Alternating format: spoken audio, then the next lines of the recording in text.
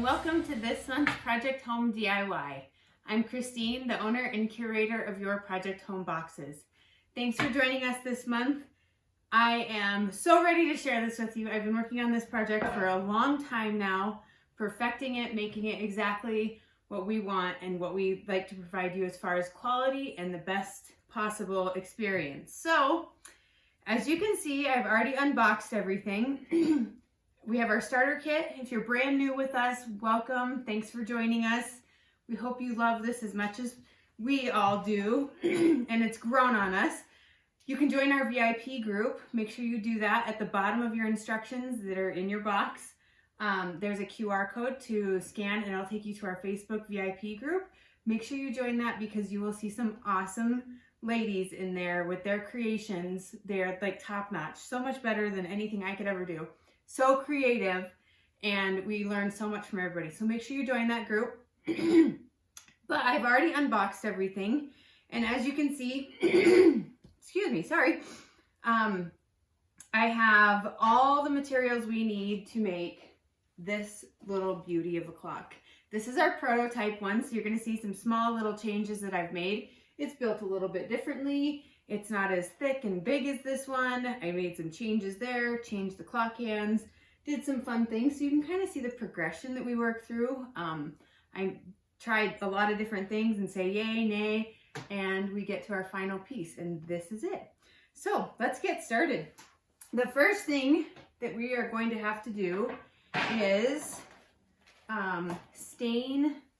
Well, that depends on how you are going to finish your clock and how you decide to decorate it or finish it. This is paint and stain. We've provided you with paint and stain again. I'm extremely sorry if the lids of these are not coming off very well. I know it's been a challenge. We have 2 more months with these jars, and then we're doing something all new different.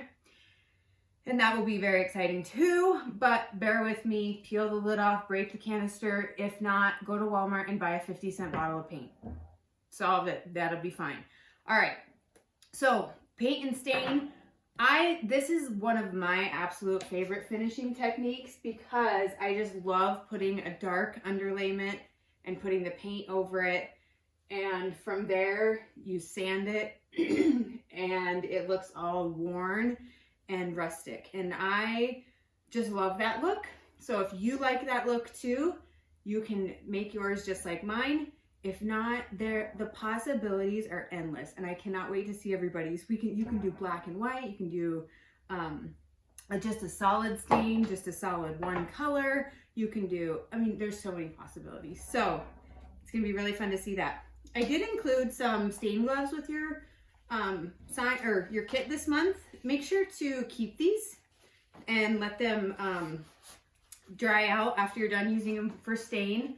Sorry if your hands are too big and they don't fit, but they'll work temporarily.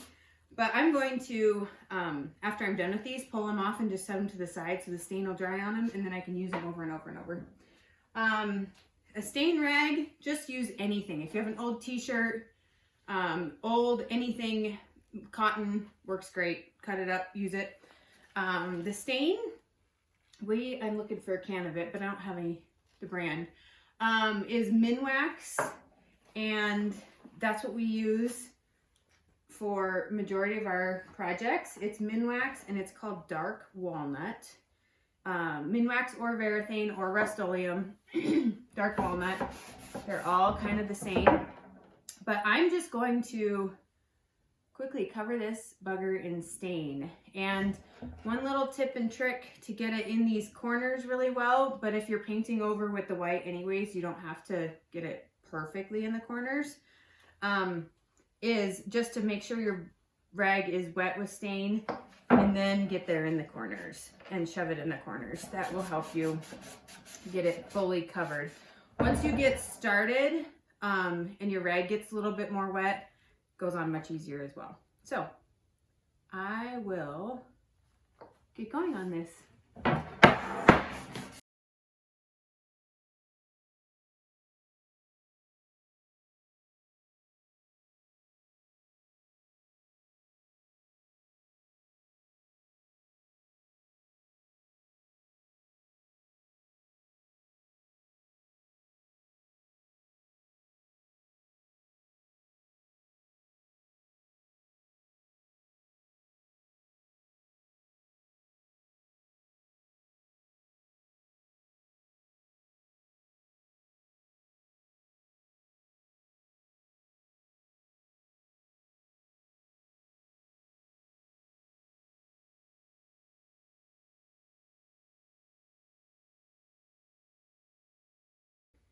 As you can see, there are still some corners. I have a screwdriver and I'm taking my rag and forcing it in those corners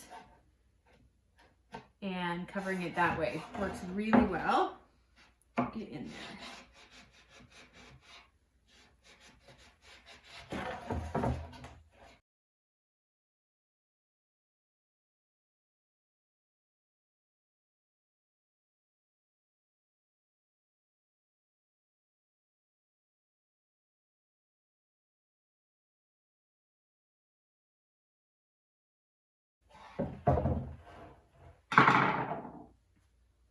All right, staining is completely done. I do have about 1/3 of the bottle left. If you want to cover the back, you definitely can do that, and I think I will do that really quickly.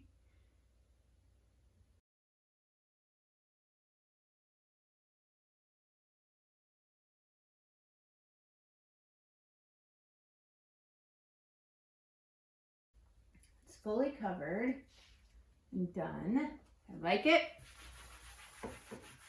And now comes the waiting part. So this stain takes about an hour to set up before it's tacky to your hand, or not tacky, but it will make your hands dirty. Just let it sit under a dryer for at least an hour. Give it time to set up, and then you can add your white paint to it. I do want to mention, I'm going to paint over this, so this won't matter, but if you choose to leave it stained like this and see these sort of blemishes, this happens when glue gets on the wood. The stain can't soak into the wood. So this is glue from manufacturing it. If this happens and you don't like this look, what you can do is let the stain dry. You can look over your board before, but if you happen to stain and see that it happens, you can sand it off, let the stain dry, sand it off, and then restain over right there. So getting that glue off. That's kind of a little tricky thing with building things and glue and then staining, is this can happen. Really normal happens. It happens on trim and houses. It happens doing crown molding. You just have to be very careful not to allow glue on the surface of things. For me, this won't matter because I'm going to paint over it. If you choose not to fix it, you can make it kind of blend in, so to speak. If once you get to this stained point and you want to be done, this is how you want the finish, then you can sand off edges of the wood and bring back in that natural wood color, and it'll sort of match this. You can, scrape in with your sanding block some blemishes here, some blemishes here, to kind of bring that out as a natural piece. When stuff like that happens, I like to make it work as part of the piece rather than have to redo it or anything. So just get creative with how you can fix it, I guess, so to speak, because it just happens to be there. So I'm gonna let this dry. When I let things dry, I do have a small little space heater that I use, just a little dinky space heater. I like to plug it in and set it about 8 inches away from anything that's drying. That will allow the stain to dry a lot quicker. So that takes down my drying time. If you have one, use it. All right. Okay, all the stain is nice and dry. I set it in the heater for about 15-20 minutes, so pretty quick dry time. When I feel it, it doesn't come off on my fingers, doesn't feel oily, so that's how I know it's ready to go. Going to get my paint ready and just cover this sucker in paint. Now, since we're going for the rustic look, the perfect coverage is not necessary. So don't feel like you can't have any brush marks or paint this direction on this and go different directions. Make it as smooth as possible for sure, but don't get hung up on the perfect, flat, even coverage, because that's not necessary, especially if we're going to sand it up and make it look like worn and rustic. If you are going for the perfect coverage, I would suggest 2 coats then. For this, we're going to do 1 coat because I want more of this to show up, and it's easier to sand off 1 coat than it is to sand off 2 coats.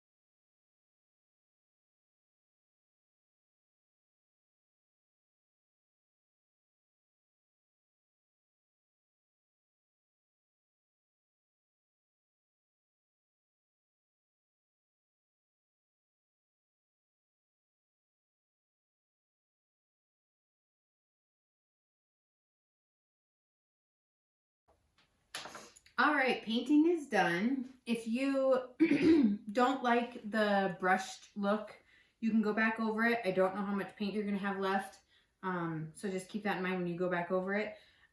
If you do go over for a second coat, it's kind of just like painting your nails. The second coat goes a lot faster, and it doesn't obviously take up as much paint because it's not soaking in as much.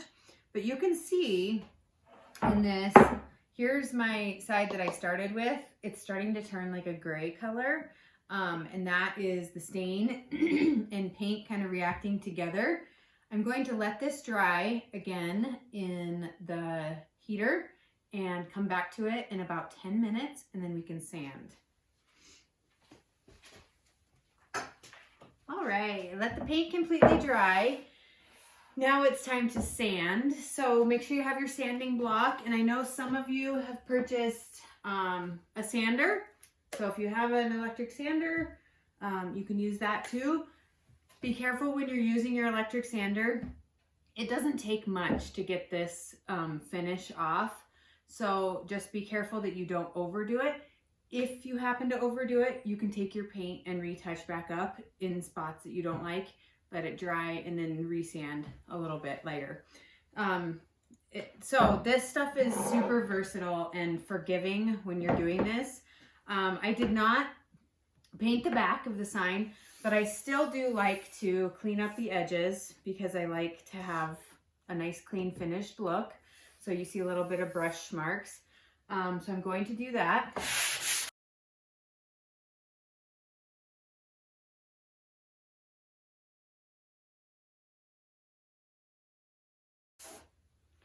Okay, cleaned up those edges. And now I'll move to the front.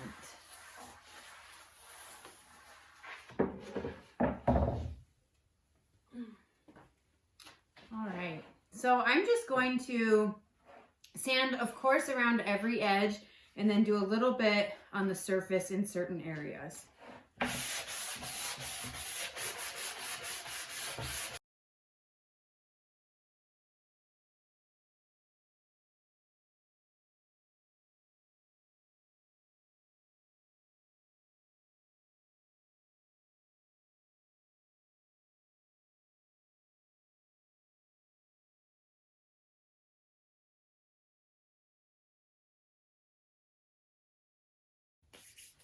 Okay, so I sanded that off. I'm going to use a hand sander just a tiny bit to give you that look as well.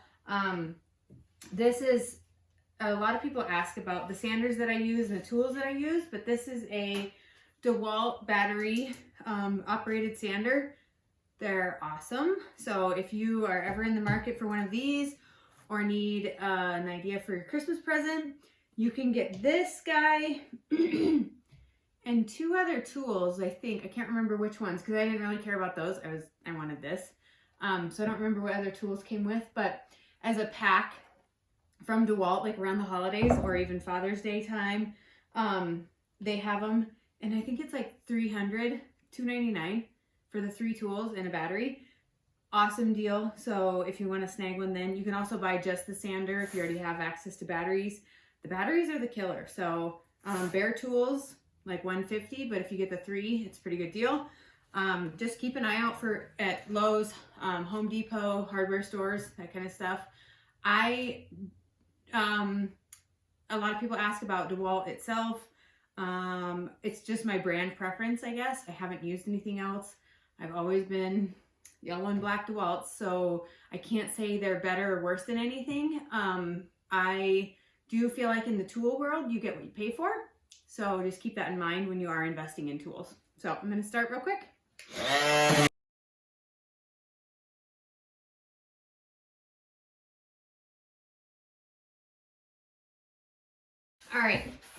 I just touched up the edges, hit them a little bit harder than what I was getting sanding. And did that. Dusty. Make sure you're working in some place that you can get messy. Okay. Now it's time to assemble our clock. So I'm going to set that aside. Take this thing back. Okay. Pretty easy. This is part of the ones that I had redesigned and came up with this little template here for you to follow and know where to place the magnets for the numbers, because clearly we need those to be pretty accurate. So set a quarter of your the round clock piece over this template, and then you're going to place the magnets at the arrows where they say to. Make sure that these brackets are facing down, because you want them to be flat on the sign and not raised above, or else the little screws won't hold them. So keep that flat. Okay, and you can totally take a little bit of super glue. When these, I would suggest doing it after they're on, and super gluing them on. Don't try to put super glue on them and then glue. So just place your magnets in those places, or don't try to put super glue on them and then place them. Just take your little magnet, place it where it goes, and then you can dab with super glue on the underside or hot glue, whatever you choose. I'm not going to do anything because it's a clock and I shouldn't have to touch it or move it or anything, so it should be pretty safe and protected. Although with kids, I guess you never know, but I guess April Fools, you could just rearrange your clock if you don't glue them down. Okay, so I have that piece done. I'm going to rotate it. Put these on in the other spots.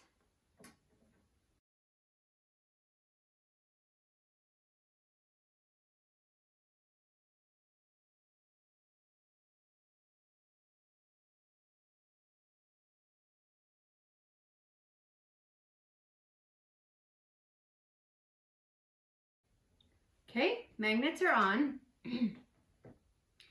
Now I'm going to place my clock on here and eyeball center it. So you can see that these two brackets need to be in line with this crease of wood. You have a screwdriver, and inside the little hanging bracket packet, there are 4 black screws. Take those screws and attach your clock.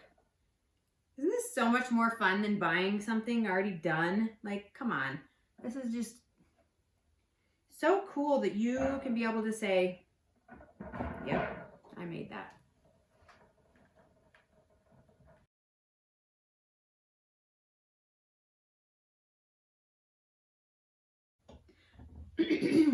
Do not over tighten these screws. You'll break the head off and that won't be good. You'll have to go to a hardware store and get a matching size. Size of the screw won't really super matter if it doesn't match. You won't see it, but don't over tighten them because they will break off.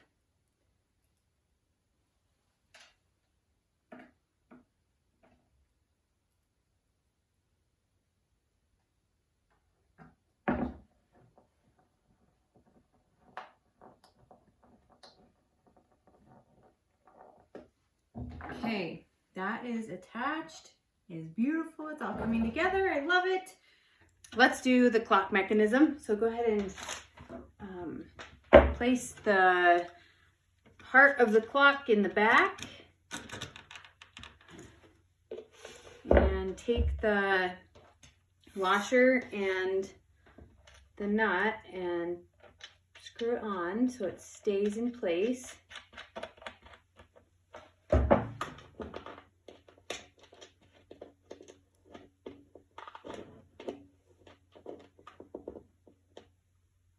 Hand tighten that, no tools needed for that.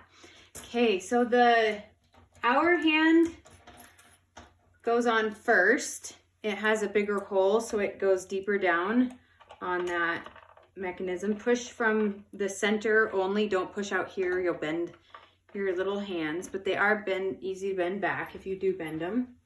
Then put your minute hand right over the top of that. Again, pushing right there. And then your second hand, just make sure your second hand isn't bent down or else it'll hit your number hand.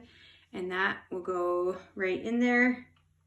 If you don't like that look of the gold, spray paint it if you want. Touch it up with a marker, anything. Change it, do whatever you'd like. Okay, there's that. That works. All right, if you, like me, just forgot to put the hanger on the back, set something up so the front of the clock is not going to get smashed when you're putting that on.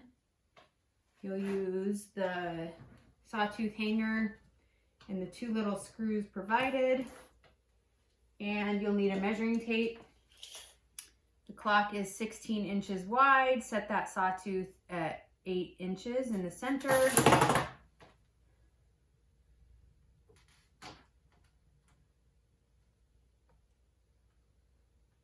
And screw it down.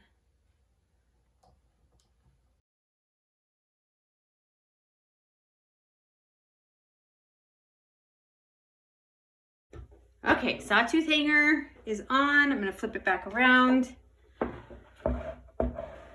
I still don't have a battery, so my clock isn't going yet, but once it is, it'll be awesome. Okay, so I'm going to put on the numbers now.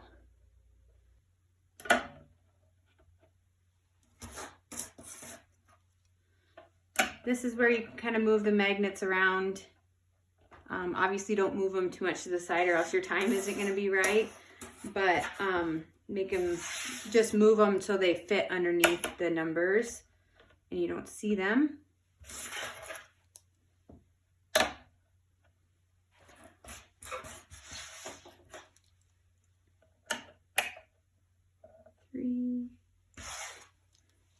Okay, so from 4, 5, 6, 7, and 8, a lot of the clocks always have the numbers facing down. So you can see that there. So that's what I'm going to continue doing. I studied this a lot, and you would never pay attention to this until you build a clock. So now you know how intricate it really can be with trying to figure out, hey, what the heck, how do these numbers get placed on a round clock too? There's the 6. If you don't like these little bars showing through here, you can take your ivory paint and kind of paint over them a little, match the gray a bit. If you don't like that look, there's the 7, 8,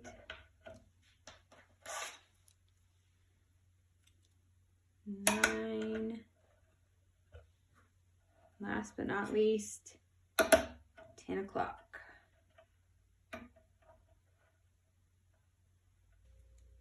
Okay, and you can mess with the numbers if you like. On other clocks, the bottom ones, on circular clocks, the bottom numbers face a downward direction and the top numbers face an inward direction. So you can decide how you want them placed.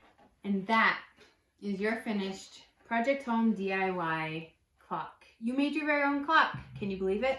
I can't wait to see your guys' projects in the VIP group. So make sure that you join that at the bottom of the instructions for this. We have lots of tips, tricks. Everybody shares their completed projects. And also for the VIPs only that are not listed on our public store, we do have one-time projects. One's peeking out right there. And by the time you see this video, I don't know if that's been released or not. So that may be one you're going to want. So make sure you join that VIP group for all sorts of fun in addition to your monthly craft. See you then. Bye.